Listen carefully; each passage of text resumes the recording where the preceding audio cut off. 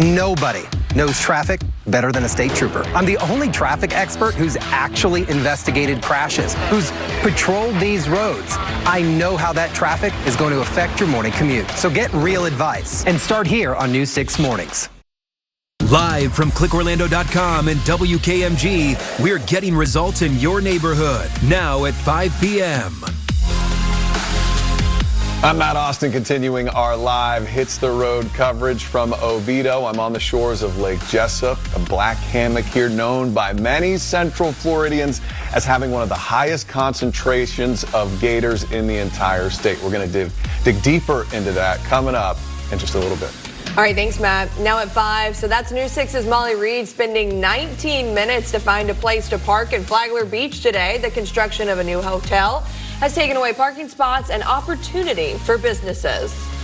Plus, sometimes it's not about how much water you get, but where it can go. Blocked channels have inspired a new project to get results and reduce flooding in Winter Springs. Thanks for joining us. I'm Lisa Bell. And I'm Emily McLeod. You're watching News 6 at 5. In the past hour, President Donald Trump confirmed reciprocal tariffs as part of his evolving trade policies. Calling today Liberation Day, the president wants to have tariffs against any trading partner that issues tariffs against the United States. The president believes the tariffs are necessary because of trade imbalances with countries that export more goods here than they import from America. The immediate economic fear is that it will raise prices even more for everyday shoppers. That's everything from avocados to electronics, even wedding dresses. The president did not say exactly what the tariff rates on foreign goods will be, but last month, for example, he announced a 25% tariff on foreign auto imports. The president believes this strategy will ultimately give money back to the people.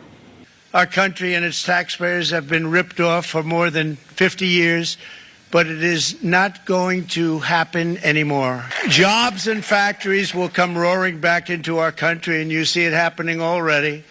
We will supercharge our domestic industrial base. We will pry open and ultimately more production at home will mean stronger competition and lower prices for consumers. This will be indeed the golden age of America. It's coming back. Now, while Trump's tariffs have caused uncertainty and a decline in the stock market this year, it was a different story today on the market. Even with this anticipated tariff announcement, the S&P 500, Dow Jones, and NASDAQ all closed in the green today. But before Trump made his tariff announcement, we wanted to check in and see if the tourism industry could feel any impacts. The U.S. Travel Association shared in a report that they expect a potential decrease in Canadian visitors to Florida because of the tariffs. Orlando's top tourism organization told News 6 it is keeping a close eye on any developments as well. Visit Orlando says Canada remains Orlando's top international market with more than 1.2 million visitors in 2023. However, the CEO of Orlando's Economic Development Group told county leaders there is too much uncertainty. So there's so much uncertainty around tariffs. It is clearly an important issue. But there's just so much uncertainty. There's no way to know yet. There are businesses that we've talked to that are certainly worried about what that's going to mean for them. But we'll be tracking it and watching it. It's too early to tell what the impacts, because one day there's tariffs, the next day they're recalled, the next day something different has happened. Now, the CEO of the Orlando Economic Partnership said the key to navigating these times of uncertainty is staying prepared. An example, he said, was taking this time to find spots around the country where there can be growth. However, Visit Central Florida doesn't believe the tariffs will be that intrusive. ClickOrlando.com reminds us of the impact of the region's sports tourism and, of course, our iconic theme parks. All right, meteorologist Julie Broughton joins us now. Well, if anybody is heading to Central Florida to go to the parks, check out anything we do have to offer here, it's a really nice day for it. Yes, we have some heat to offer for folks as well today. We hit 90 degrees for the first time of the year yesterday in Orlando, and we are still seeing some 90-degree readings on the map right now. Here's what it looks like for you as we sweep out on the radar. Nothing to track for us. The east and west coast sea breeze will actually collide west of our area today, so that's where we'll see some showers and some thunderstorms later this evening, meaning most of us will stay dry for most of the evening. Rain chances today are less than 10%. Look at all that blue sky, looking so pretty out there on our Light Orlando Delivering Hope Together camera over downtown Orlando. 89 degrees. It is a breezy day. Winds are coming in sustained out of the southeast at 17 miles per hour. We have seen gusts up to around 30 miles per hour, especially along the coast. Right now, if you're in Kissimmee, you're at 88. A little bit cooler along the coast thanks to that sea breeze and that onshore flow. 82 in Daytona Beach. It is 82 in Micco.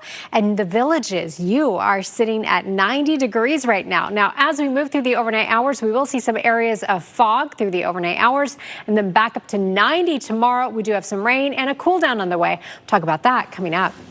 All right, Julie, thank you. New at 5, Flagler Beach has a parking problem. That's according to business owners who tell News 6 there is limited parking for the downtown area, and people park all day, leaving little room for spots to open up. So they are coming up with a solution now, limiting how long you can park there. News 6's Molly Reed is in Flagler Beach testing out the parking and looking at the proposed solutions. We are just 2 months away from hurricane season. I'm sorry for that reminder. And this spot right here, Gee Creek, is in Winter Springs. It's one of the places that's known to have flooding problems. We've seen it. We've heard from people who live there that have dealt with it. And now we're learning crews are working on a project that should improve the water flow. News 6 reporter Catherine Silver explains how it will get results for residents. Some good news in Winter Springs. Well, a live look from the Black Hammock, a popular spot on Lake Jessup, and not just for people living nearby, but for the gators. That's right, and that's exactly what News 6 investigator Mike DeForest found on his visit to Lake Jessup. More than 13,000 gators call this body of water home, making it a perfect spot to check out Central Florida's wild side. Yeah, perfect indeed. All right, you're watching News 6 at 5, getting results. We'll be right back. Sponsored by Launch Credit Union. Go beyond.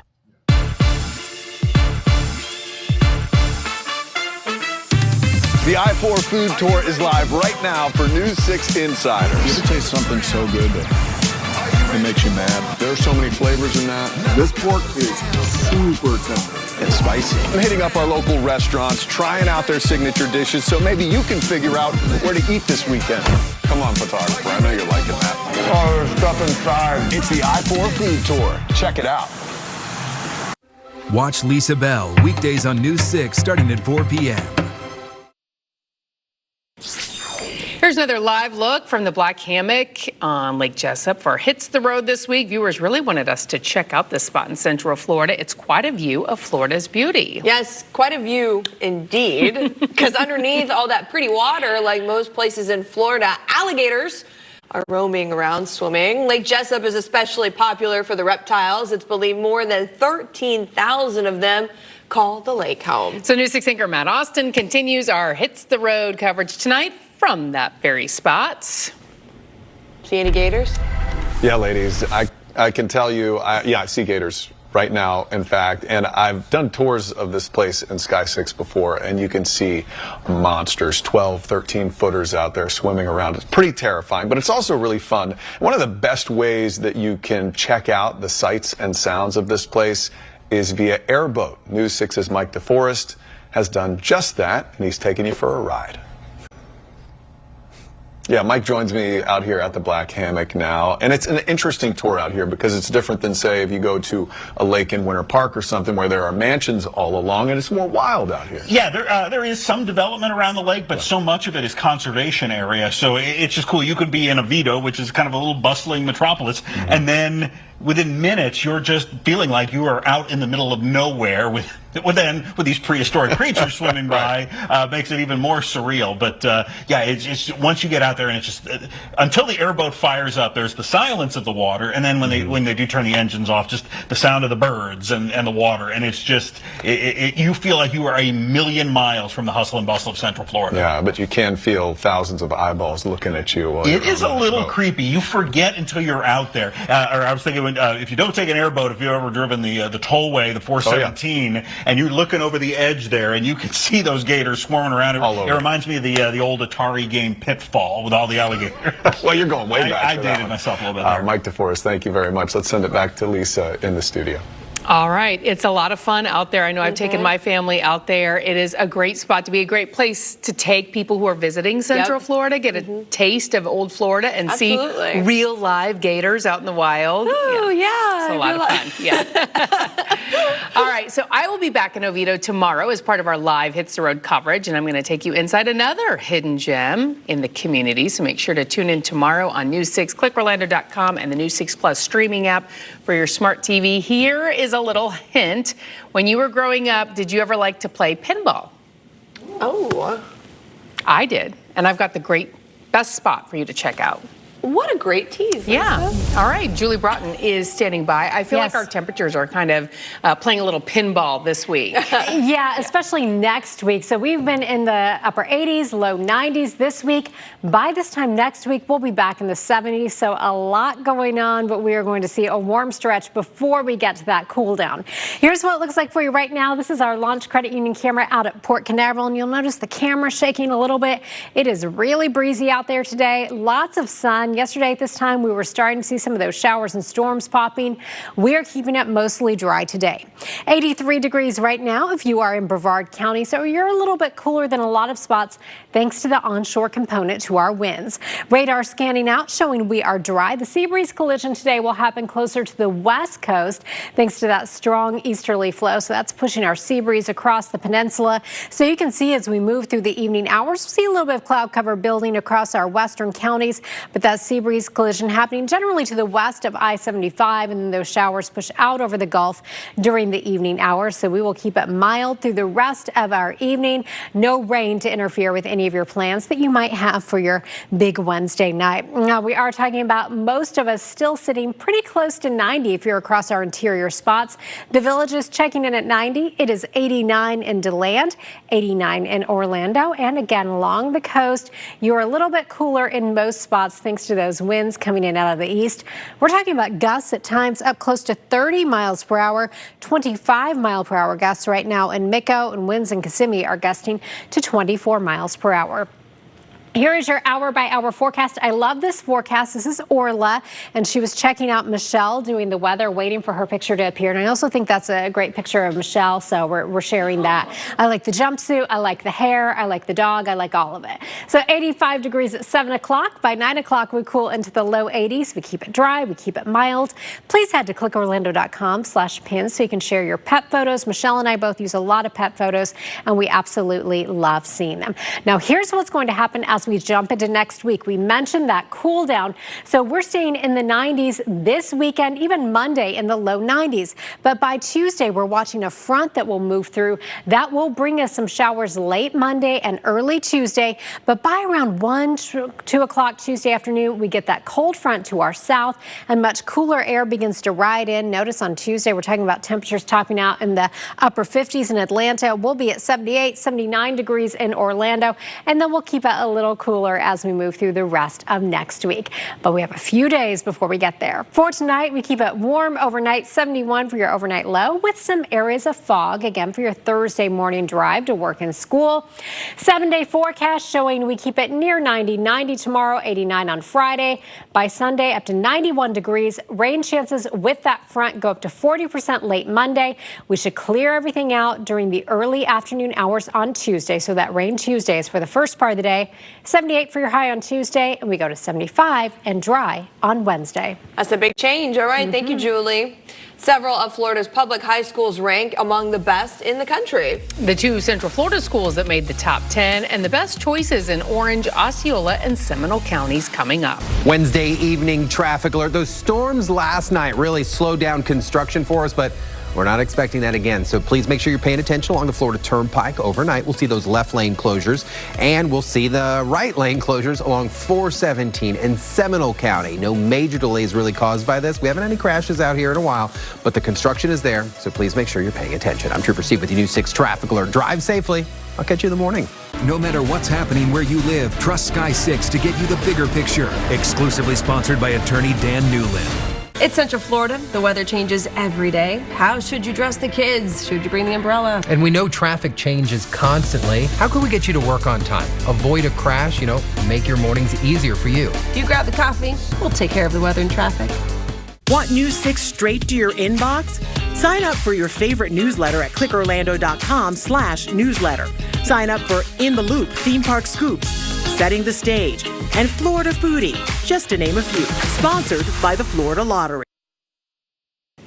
Several Central Florida schools made U.S. News list of top 100 schools in the state. The publication values graduation rates and college readiness when making their rankings. All right, so here we are. West Shore Junior Senior High School in Melbourne should be proud it's ranked as the best public high school in Central Florida. It came in at number 3 for the state. Edward's Junior Senior High School in Merritt Island joins them in Florida's top 10. And as far as the rest of Central Florida, the other top schools in Orange County, Orlando Science Middle High Charter, in Neo City Academy leads in Osceola County, and Haggerty High takes the top ranking in Seminole County. Some good schools there. Yeah. All right. News 6 is still tracking the possibilities after hearing about the president's new tariff plans. The impacts that could be coming to your wallet, that's coming up ahead at 5:30. And it's a familiar name in a different location as Green Meadows Farm returns to Kissimmee. From petting pigs to bottle feeding lambs, the owner hopes their return is just the start for this green space. We're getting results on News 6. Keep it here. We will be right back.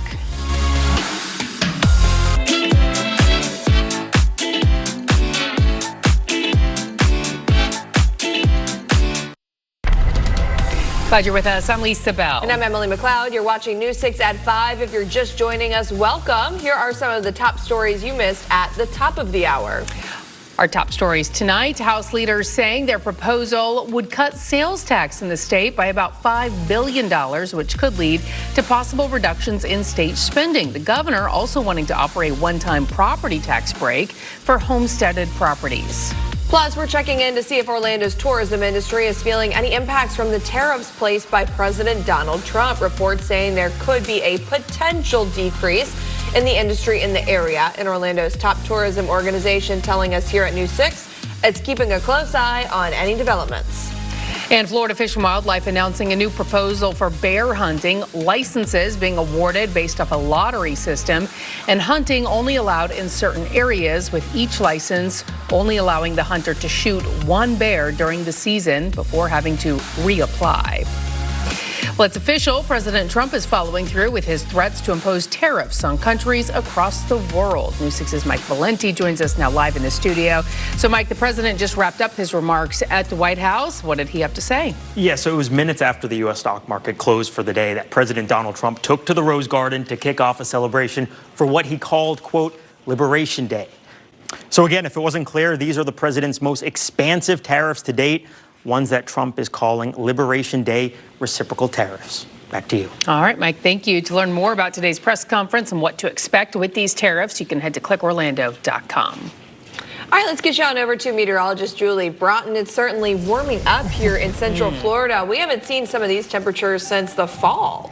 Yeah, we last saw 90-degree temperatures other than yesterday and today in October. So today we hit 90 degrees again officially in Orlando. Yesterday was our first 90 in Orlando of 2025. We started the day at 71 degrees with some fog out there this morning. I think we'll see more of the same tomorrow morning. However, things do begin to change for us next week. So next Monday into Tuesday, watch what happens. A cold front pushes through. That does bring with it some rain, but we're in the 90s this week. We'll stay in the 90s through the weekend. But by Tuesday afternoon, we are talking about highs topping out only in the 70s. The rain on Tuesday will be for the first part of the day, but between now and then, we are going to keep it dry. This is what's happening right now. This is how it looks outside in Brevard County. This is our Launch Credit Union camera out there at Port Canaveral, where right now you're seeing a whole lot of sunshine sitting at 83 degrees. Your winds are coming in out of the east and southeast at 15 miles per hour, and we are seeing some higher gusts. Some of you are dealing with wind gusts up to around 30 miles per hour. Yesterday at this time, we were tracking some sea breeze storms. Radar scanning out dry for us. That sea breeze collision will actually happen along the west coast of Florida tonight, so we keep it dry through the evening. Now, we are tracking those changes ahead for next week. We'll talk more about that for you and look ahead to the next 7 days coming up. All right, thanks, Julie. Only on 6 tonight, a look inside an evidence storage room that has been meticulously cleaned up, organized, and cataloged. The Lady Lake Police Department brought in a retired officer, a very detail-oriented one, to sort through years' worth of evidence and make sure it's all there and preserved properly. So why, you may be asking, is this so important? It's the difference between a conviction and a crook walking free in some cases. News 6 Eric Von Enken got the inside look at how the cleanup and categorizing is getting results, protecting our community. All right, Eric, thank you. Well, as the city of Kissimmee continues working to turn 150 acres of land into a park with bike trails, playgrounds, pavilions, and more, it's officially opened a petting farm. Yeah, and this is no petting farm. We're talking about Green Meadows Farm, which is a place that so many parents across Central Florida have visited along with their preschoolers. Yep. While it's a part of the new Lancaster Ranch Park, the farm is one you probably have visited before. News 6's Stephanie Rodriguez joins us from Kissimmee with the grand return. That just might be the best news of the day. That really is. What a treasure returning. It really is. So it was back in 2018 when they shut down. My kids were in preschool at the time, and it was heartbreaking because it was like our annual little field trip right. spot. They're right at that age. So, yes, glad to see that they are coming back. That's wonderful. All right, Julie. Well, we hit 90 degrees in Orlando again today. Overnight, we'll go into the low 70s, then right back up to 90 tomorrow, but we do have some rain and a cool down on the way. We'll time that out coming up. Matt. And we've been out here at the Black Hammock on Lake Jessup. You can hear one of those Hemi engines firing up from an airboat right now on beautiful Lake Jessup. And check out, we got a little friend watching us down in the water. We showed you what it was like on an airboat out here at Black Hammock. News 6's Mike DeForest. He went out on one of those trips to check out the beautiful scenery out here. Coming up, we are talking about Oviedo for Hits the Road, and all the people emailing us have been asking about growth. Why do we have to grow? Well, we're going to have the answer to that coming up, and what it has to do with Bieber. All of that and more coming up in your Hits the Road segment for Oviedo. Lisa? All right, Matt, you're watching News 6 at 5, getting results. We'll be right back. This portion of the news is sponsored by Good Greek Moving and Storage. I've dreamt of reporting news here since I was in the 2nd grade because this is my hometown. Growing up in Brevard, I loved watching shuttle launches with my family. I think that's where I get my sense of adventure. I want to be able to help the people here by telling their stories and helping them get results. That's the perfect day for me. Start your day differently. I'm Crystal Moyer. Watch News 6 Mornings. Weekday mornings from 5 to 7 a.m. right here on News 6. Welcome back to News 6. So we will go ahead and check back in with meteorologist Julie Broughton. We are seeing some temperatures we haven't really been used to. No, too soon, Julie. It is pretty early for it. Typically, we don't reach 90 degrees until, another couple of weeks, but we hit 90 for the first time of 2025 in Orlando yesterday, and we did it again today. So here's what you need to know as we move through the next several days. We're keeping it mild tonight. Overnight tonight, we will be tracking some areas of fog, but we're keeping it dry this evening. We won't have that sea breeze collision like we've had the last couple of evenings. And then as we move into next week, that's where we're going to see some changes. A front moves in Monday into Tuesday, and that will bring us a cool down by Tuesday. In fact, we'll stay in the 90s between now and then we are talking about highs only in the 70s as we head into next week for Monday and for Tuesday and for Wednesday. Today we hit 90 in Orlando after a very warm morning low of 71. Normals this time of year are 81 and 58, and although it is certainly warmer than normal, not quite a record. The current record was set in 1929, and that is 93 degrees. Our downtown Orlando sky cam brought to you by Light Orlando, delivering hope together, showing so much blue sky. Still sitting at 89 degrees. It feels like 91 degrees. A lot of us hovering right around 90 degrees, especially for the interior spots. Our winds are coming in out of the east and southeast, so that's bringing in some cooler temperatures, helping to moderate things along the coast. 82 degrees right now in Daytona Beach. Claremont, you are checking in at 88 degrees. It feels right now, when you factor in the relative humidity, like 93 in Kissimmee, and the Villages, it feels like 95 degrees for you. Now, that strong easterly, southeasterly wind is moving the sea breeze across the peninsula pretty quickly. That's why we'll see that collision off to the west of I-75. Winds right now in New Smyrna Beach are gusting to 32 miles per hour.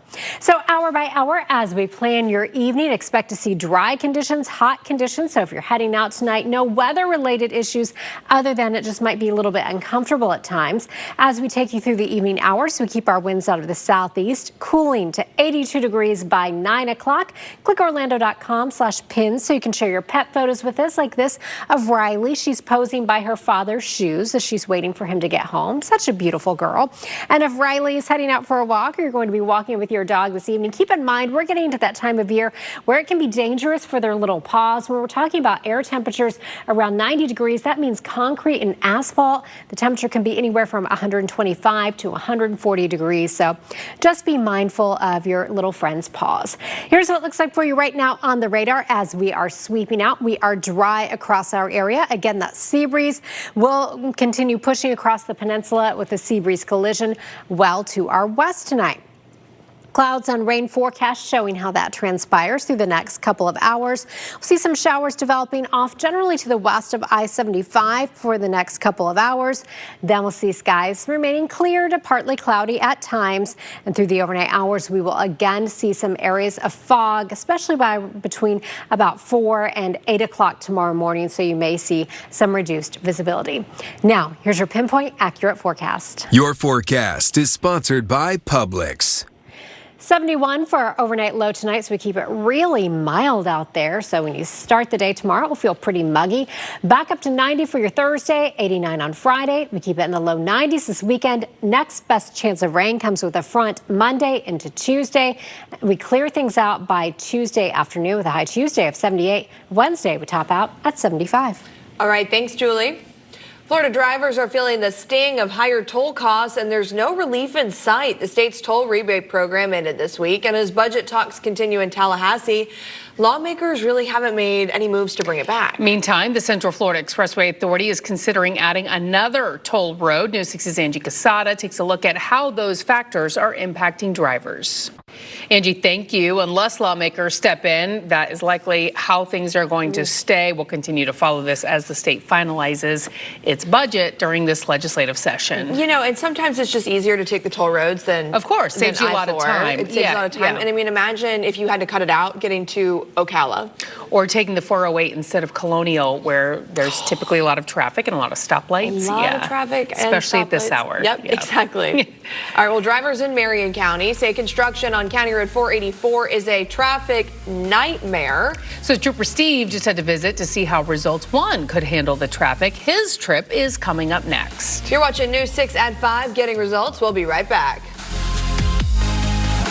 As a trooper, I know how every crash is going to affect your commute. So watch me on News 6 Mornings. Next, ET, more CinemaCon exclusives from Las Vegas. I loved working with Keanu. From Ana de Armas to the new cast of Superman, plus John Hamm and Olivia Munn talk their TV hookup. Hi. Next, ET. Tonight at 7 on News 6. Here's what's new with WKMG, sponsored by Lexus of Orlando and Lexus of Winter Park. Want to submit a story for our investigators or maybe promote something in your community? You can do all that and more with our brand new results desk at help.clickorlando.com. State Senator Randy Fine is headed from Tallahassee to Capitol Hill after winning yesterday's special election. Fine, the Republican candidate, beat Democratic candidate Josh Weil by 14%. And while it was a win, it is a big drop off from the 33% that Michael Waltz won the seat by just last November. Governor DeSantis hinted earlier this week that Fine would likely win, but it would be a closer race. After Fine's victory and former state CFO Jimmy Petronis's own 14-point victory in the special election for the U.S. House District 1 seat in Northwest Florida, Republicans maintain 220 seats in the House to the Democrats' 213. There are 2 vacant seats after Democrat representatives from Arizona and Texas passed away last month. A viewer is just one of many people in Marion County concerned about the ongoing rebuild of CR 484, and we're nearly 2 years into the project, and there's not a lot of visible improvements aside from new sidewalks. Apparently, the eastbound lanes get a lot of traffic with a short left turn lane to I-75 north, causing significant backup. So Trooper Steve went on patrol to check it out himself. You can hit the road with Trooper Steve on patrol weekday mornings at 10, live on the new 6 Plus streaming app for your smart TV or clickorlando.com. All right, well, have you ever just traveled somewhere and you instantly felt happier, you felt lighter? Yes. Okay. You ever wondered how people living there could ever be unhappy? Yes. Apparently, though, that actually happens. A recent study looked at the happiest cities in America. Researchers ranked 182 cities across the country, and it found the 3 happiest cities were all located in California. Now, here in the Sunshine State, Pembroke Pines was ranked the happiest city in Florida. At 39th overall, Orlando, which we know is really the happiest place on earth, was the top city in Central Florida, coming in at 66. Yeah, we all know who number 1 is. All right, to find out the most unhappy city in Florida, you can check out this article on clickorlando.com. We need to reevaluate that survey. Yeah. All right, News 6 at 6 is coming up next. We are exploring the impacts of tariffs and growth around Oviedo. You're watching News 6 Getting Results. We'll be right back.